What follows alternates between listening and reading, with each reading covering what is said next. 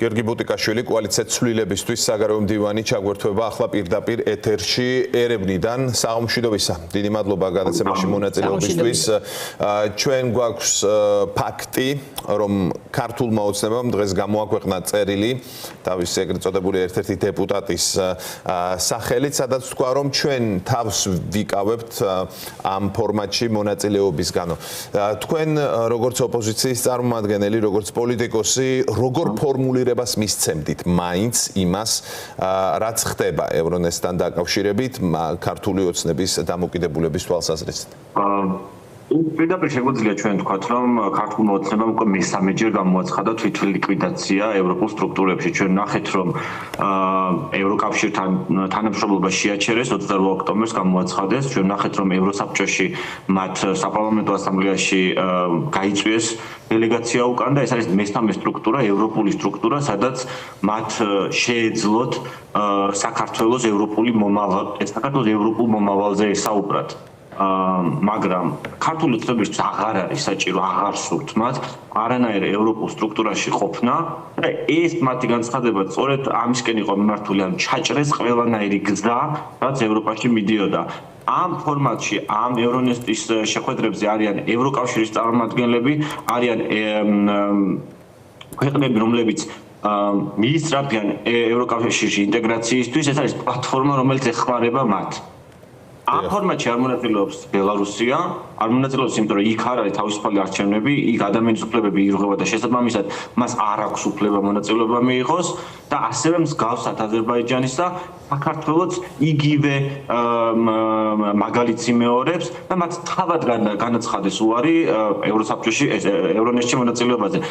ხადია ეს არის მათი არჩევანი, ანუ ეს არის თვით ლიკვიდაცია საგარეო ველზე, ევროპულ ველზე. მაგრამ ამასთანავე, გიორგი, ამასთანავე, ანუ ერთი მხრივ ქართულ ოცნებასთან დაკავშირებით გასაგებია, მათი პოლიტიკა გასაგებია, მაგრამ ჩვენ აქ ვსაუბრობთ საქართველოზე, რაც ყველაზე მნიშვნელოვანია. ესე იგი, ქართულ ოცნებას სრულად გაყავს ქვეყანა ევროატლანტიკური სივრციდან, ამას დაუფარავად აკეთებს უკვე არამხოლოდ კანონმდებლობით, არამხოლოდ იმით, რომ მასთან ურთიერთობა პრაქტიკულად არავის არ აქვს, არამედ აი ასეთი ფორმატების კუთხითაც, საერთაშორისო ორგანიზაციებთან ურთიერთობის კუთხითაც, ანუ პრაქტიკულად სრული დეზინტეგრაციის პროცესი მიმდინარეობს ევროატლანტიკური სივრციდან. რა განწყობები დაგხვდათ? რა დამოკიდებულებაა ქართული ოცნების მიმართ? განწყობები აქ პირველივე შეხვედრაზე გაშღერდა, რომ ისინი ელოდებოდნენ მაინც, რომ ქართული ოცნება აი ევრონესტის ფორმატს მაინც შეინარჩუნებდა და ჩვენს ევროპელ მეგობრებს ექნებოდათ მასთან ახლოს დიალოგის საშუალება, დიალოგის რომ დაუბრუნდეს ქართული ოცნება დემოკრატიულ გზას. იგივე პრინციპი, რასაც ჩვენ ვლაპარაკობთ, ჩაინიშნოს ახალი არჩევნები და ამაზე ქონოდათ მათთან საუბარი, თუმცა ეს გზაც მოჭრა ქართულმა ოცნებამ, მოჭრა ერთადერთი მიზეზის გამო, რომ მათ არ უნდათ თავის მართლება, მათ არ უნდათ იმ სტრუქტურებში ანგარიშვალდებული იყვნენ, რომლებიც ითხოვენ დემოკრატიულ წინსვლას, რომლებიც ითხოვენ ადამიანის უფლებების დაცვას, რომლებიც ითხოვენ თავისუფალი არჩევნების ქონას. დაკვირვება გამოხატა იმან, რომ ჩვენ საქართველოში რუსეთთან შედარებით უფრო მეტი პოლიტპატიმარი ყავს 100,000 მოსახლეზე, ვიდრე რუსეთს ყავდა. ანუ ეს არის მონაცემი, რომელიც აჩვენებს თუ სად დგას ქართული ოცნება. მაგრამ ამის პარალელურად ის, რომ ჩვენ დღეს აქ ვართ, სამთავრობო სექტორი რომ აქ არის უკაცრავად? დიახ. არასამთავრობო სექტორი რომ აქ არის, ეს არის სწორედ იმის გაგრძელება, რომ ჩვენი ხმა, ქართველი ხალხის ხმა ისმის აქვს და გაიგონებს ევროპა. ეს ასე მოხდა ბელარუსის შემთხვევაშიც, როდესაც წარმომადგენლობა არის ბელარუსის დემოკრატიული საზოგადოების წინააღმდეგობის მოძრაობის, რომელიც ეს საინტერესო საკითხია, აქ უნდა დაგისვათ ერთი შეკითხვა. ბელარუსთან დაკავშირებით აბსოლუტურად გასაგებია ყველაფერი დასავლეთში. იციან მათ ეს რა რეჟიმია, როგორ მართავს და ასე შემდეგ. საქართველოსთან დაკავშირებითაც ინფორმაცია მიეწოდებათ მათ ყოველდღიურად, იციან საქართველოში რა პროცესები მიდის, მაგრამ თუ შევადარებთ სიმძაფრეს, თქვენი აზრით, რამდენად ზუსტად არის მაინც აღქმული აი ამ არსებული ინფორმაციის საფუძველზე, თუ რა მდგომარეობაშია ახლა საქართველო, როგორი კრიტიკულია აქ ვითარება.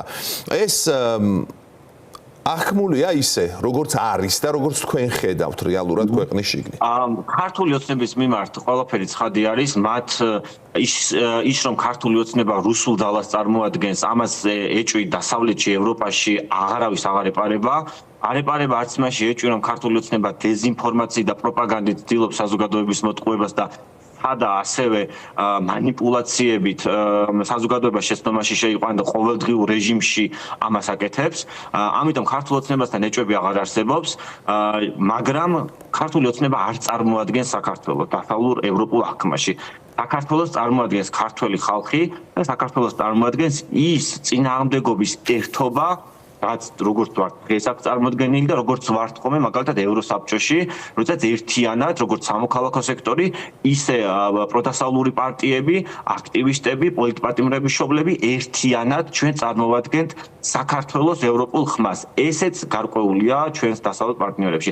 ამაზე ეჭვი არ დგას. თავარი რაც არის და რასაც ყოველდღიურად ვისმენთ ჩვენ დასავლეთ პარტნიორებისგან, ეს არის რომ ჩვენ უნდა გქონდეს ამ ერთობის წარმომადგენლობა, ერთგვარი სტრუქტურა, რომელიც იქნება ხმა.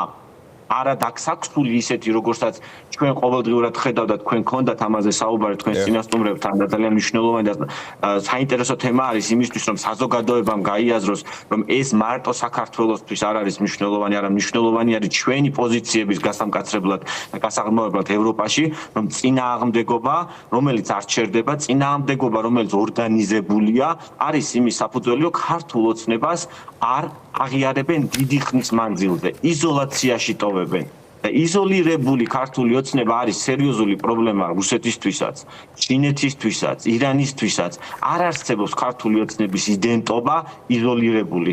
ქართული ოცნების იდენტობა, რაც მას სურს, არის რომ იყოს ტრანზიტული ქვეყანა, აღიარონ ავტოკრატიულ სახელმწიფოდ და ეს იდენტობა შეინარჩუნოს. კი ბატონო და ერთი შეკითხვაც ჩვენი საუბრის მიწურულს.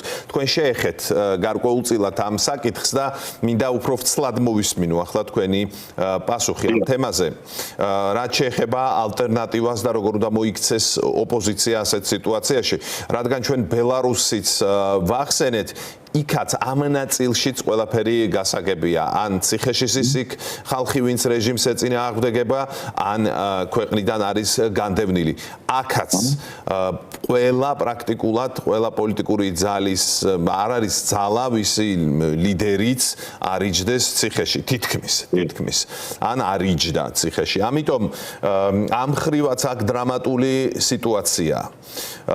რა ტიპის შეიძლება იყოს ფორმა იმისა, რომ ალტერნატივა კარგად დაინახონ დასავლეთში, რომ თუ არა ივანიშვილი, რომელიც როგორც დიქტატორი, მაგრამ გასაგებია, რომ ის არის აი ამ ქართული ოცნებით ახლა ძალაუფლებაში, ასეთია თუ ისეთია, ის არის, ეს მათთვის გასაგებია, მიუღებელი, მაგრამ გასაგები, ვინ არის მის საპირწონედ პოლიტიკურ სივრცეში. როგორი ფორმა უნდა მიეცეს ოპოზიციას, არა მარტო ქვეყნის შიგნით, არამედ გარეთაც, რომ იყოს აღქმული ძალიან ზუსტად, რომ ამ ხალხს შეუძლია არა მხოლოდ დაამარცხოს ივანიშვილი, არამედ შემდეგ მართოს ქვეყანა კოალიციურად მაგალითად. აი ნახეთ, ძალიან მარტივი მაგალითი არის, როდესაც წინა კვირას მე ვიმყოფებოდი გერმანიაში, იქ ქონდა აი ამ თემაზე საუბარი და ეს არის მნიშვნელოვანი თემა ჩვენი დასავლური პარტნიორებისთვის, როგორ აღგვიქვავენ ისინი წინააღმდეგობაში. ეს წინააღმდეგობა არის მრავალშრიანი, მაგრამ ამ მრავალშრიაში ჩვენ უნდა დავინახოთ სტრუქტურა და ძალიან მარტივია სინამდვილეში ამ სტრუქტურის დანახვა, თუ გვინდა და თუ არ ვცდილობთ, რომ ერთმანეთის გაჩიშვით რაღაცა უპირატესობები მოიპოვოთ. ეს სამწუხაროდ ჩანს ველზე და არის ძალიან ცუდი საყურებელი. ძალიან მარტივია. პროდასავლური პარტიები, რომლებმაც არ მიიღეს მონაწილეობა ეგრეთ წოდებულ თვითმმართველობის არქივებში, არიან პროდასავლურები, ქმნიან ერთობას. არიან სამოქალაქო სექტორის წარმომადგენლები, რომლებიც წინააღმდეგობაში არიან, არ დარეგისტრირდნენ ეგრეთ წოდებული აგენტების კანონზე, რუსულ კანონზე და წინააღმდეგობას უწევენ რეჟიმს და არიან აქტივისტები, რომლებიც ერთ წელზე მეტია, მიუხედავად დრაკონული კანონებისა, ისინი იბრძვიან და არ ჩერდებიან. და ყავს მეხუთე პრეზიდენტი, ლეგიტიმური პრეზიდენტი, რომელიც ევროსაბჭოს და ევროკავშირის რეზოლუციებში აღიარებულია როგორც მოქმედი და ლეგიტიმური პრეზიდენტი, რომელიც წარმოადგენს აი ამ წინააღმდეგობას საგარეოდ. სინამდვილეში არის ძალიან მარტივი ეს ქაოსი, რასაც ყოველდღიურად უყურებთ, დავინახოთ მარტივ ჩარჩოში.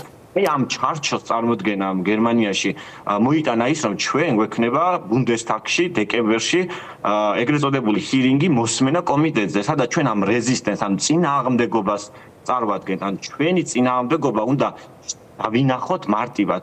პოლიტიკური პარტიები, სამოქალაქო სექტორი, აქტივისტები და ქალბატონი სალომე ზურაბიშვილი, რომელიც წარმოადგენს ამ წინააღმდეგობას საგარეო ველზე.